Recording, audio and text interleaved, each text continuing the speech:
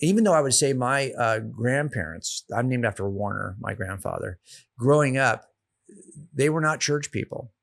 Now, as they got a lot older and they were in their 70s and 80s, and we were already Christians, we would go to church with them when they moved back to their hometown in Texas. And I thought, wow, where was that growing up? Like, I don't know why we didn't go to church, why there was nobody in our family who talked about this stuff, but there wasn't. And my dad's not a believer. So, and I love my dad. We're like best friends. So, I mean, I have no problems with my dad, but he's just not a believer. So I didn't really have any understanding of what Christianity was until we walked in that church when we were in our 30s, and had no idea really what an evangelical church would be like. If I was going to think about church, it was probably going to be some version of Catholicism, because that was the kind of cultural connection I had. My parents, my mom is a Boston Italian. And so if she was going to identify with anything, it would be Catholicism. If we're going to go anywhere on Christmas, it's going to be a Catholic parish. That's where it would be. I just saw, I think as a kid, going to a Catholic parish on a Christmas, that doesn't really help you connect with any of even the concepts, the principles, the claims of Christianity for a young person. It just seemed very remote. And to be honest, when she got divorced in the 60s, there wasn't a strong connection for divorcees in the Catholic Church. And my mom was very uncomfortable about that. And I kind of watched that and thought, what a farce this is, So I just stayed away from it. But I looked at the Gospels for the first time when I bought a Pew Bible, and started reading through the Gospels in my 30s, and took an approach. This is after you're married. Susie and I were together for 18 years before we walked in that church. So when you walked into the evangelical church, what did you think? Because you're thinking, it's formal. Church is more formal. And she too, because that would have been her kind of thinking about what church would be. And this was a big warehouse church. Yeah. And I can remember right away, she says, it doesn't feel very holy. That's what she said. It doesn't feel very holy. And I thought, well, that was not a negative to me. I don't really have an expectation. Yeah, that's what I wondered. Was it negative? Yeah, it wasn't to you negative. That it was more casual? And of course, this is a church that we're all familiar with here in Southern California, where the whole goal is to look like the congregation that might show up. So the Wearing pastoral flip-flops. staff, they are looking like everybody else. And I thought of it. It didn't bother me. Because I was only going to please Susie. If Susie wants to go, and she wasn't sure what we were going to, but I think she thought, we had our kids in preschool. We were living in a different city. And the best preschools in that rough part of the city we were living in were Christian preschools.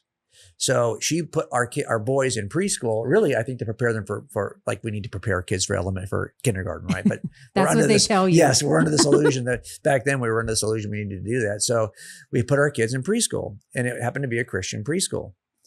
I think had one of them was in a Baptist church, and I think one was in a Catholic church. I could be wrong about that, but Susie could tell you better on that. But I think when we moved here to this part of the world, our kids were now elementary school age. So they weren't going to be going to that preschool anymore. And I think Susie's view was, well, do we continue with any of this moral formation stuff that was going on over there? Do we continue with that? I'm like, I didn't go. I mean, that's not how I was raised. So, and of course, everyone thinks they came out okay. So I thought I came out okay. So I'm like, I really don't want to do it. And so for about 3 years in this house, I avoided it. And I don't know what possessed me on that Saturday to say I would go the next day. But so I went the next day and was provoked because this guy pitched Jesus in a way I could catch him. He said he was smart, said he was the most interesting man. He was the smartest man who ever lived. He pitched all the secular things you would grab onto if you were interested in somebody. So I thought, well, let's just see what's so smart about him.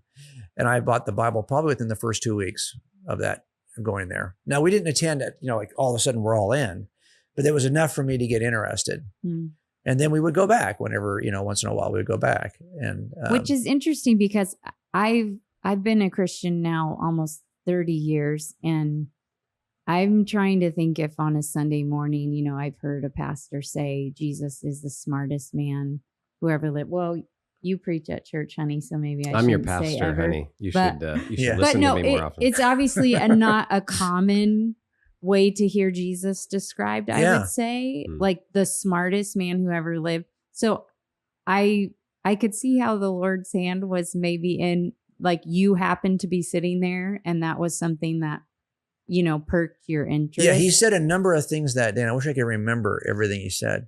Well, it's making me think that we stuck out. should think about how we're describing Yes. Jesus. And do we ever describe him that way? Yeah, I felt like this guy, how many times do you hear someone say when they walk into a church that they feel like the pastor is talking to them? Mm-hmm. Well, in terms of what he found, the stuff he threw out was of interest to me. So I was willing to at least buy a Bible. And then, of course, once you get, I love doing anything that's forensic. So my background at that point, I had just within the last year, probably before I got into that church, I had completed instruction in forensic statement analysis. So for me, now, if you say that, skeptics will say, well, you can't trust forensic statement. Of course you cannot. It's not a science, it's an art.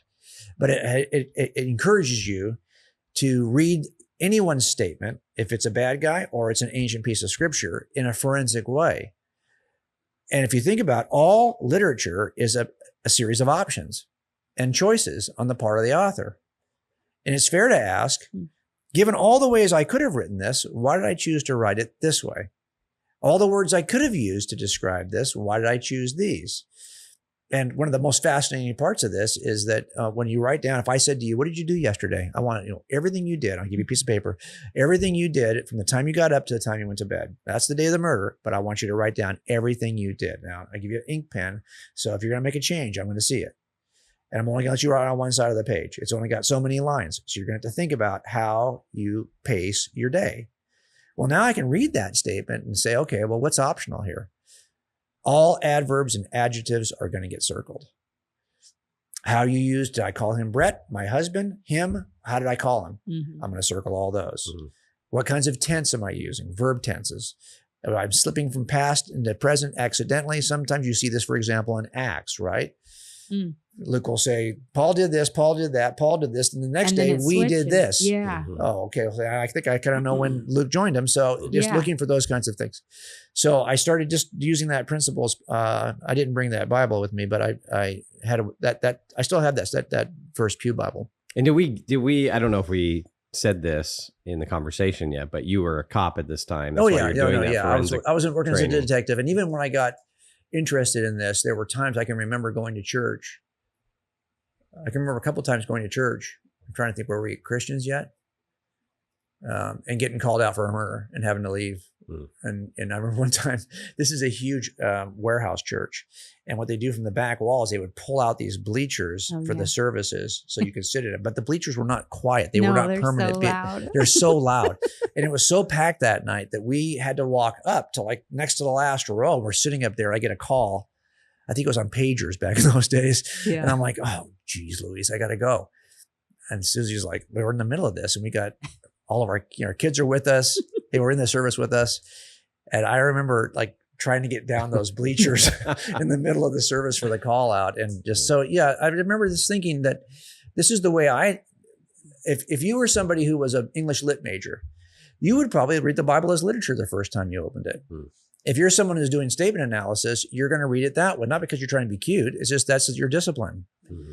So that was how, and so you use colors. If you're going to do all your adjectives will be one color, all your pronouns will be another color, all your verb tenses, exception indicators, whatever you're doing, it's in a different color. Mm-hmm. And that's how I got interested in the Gospels and reading through them and comparing them to each other and making a decision about, do I think this thing happened in the first century that's described in the Gospels?